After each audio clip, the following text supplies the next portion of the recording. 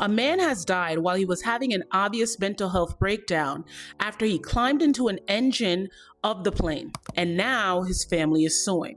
So, a 30-year-old man by the name of Kyler Effinger is at the Salt Lake City airport going to visit his sick grandfather.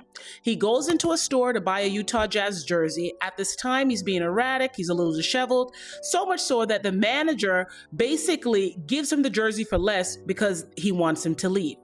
He leaves, he comes back, even more disheveled, with his shirt unzipped, accusing the manager of stealing his bags with all his worldly possessions in there.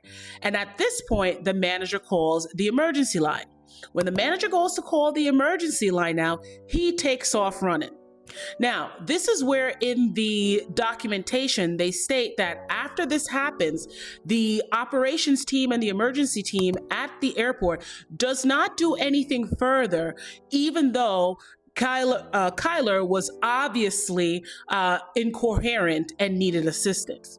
So now they have him on tape running through the airport with his shoes off. He's trying the emergency door, doesn't get in. Tries another one, doesn't get in. Tries another one, makes it out onto the tarmac.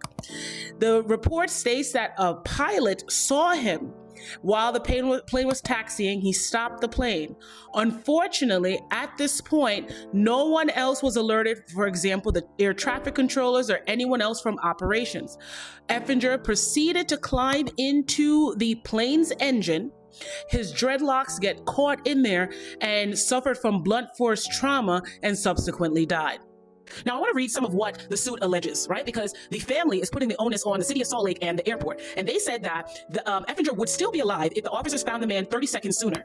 They described the city search for him in the first 7 seconds as quote unquote wholly ineffective. It accused the city of failing to maintain safe premises and security systems, creating and employing an unsafe emergency exit system. Remember, he got through the third emergency exit. Failing to notify air traffic controllers, pilots. The pilot did stop, but it doesn't say whether the pilot alerted anyone or called the tower. And ground crew of a disoriented person on the runway and de-icing area, as well as failing to implement a coherent emergency response. Now, to me, as a healthcare provider, it would seem to me at reading the story, it does say that he has a history of bipolar disorder. It does say that he struggled with what they describe as basically like manic depressive episodes in the article. But what I'm asking now is airport staff trained to recognize these symptoms? Somebody works in the airport setting, go ahead and let me know. But you go ahead and let me know your thoughts in the comments. Do you think the airport is liable, and do they have a responsibility to people that are going through mental health episodes?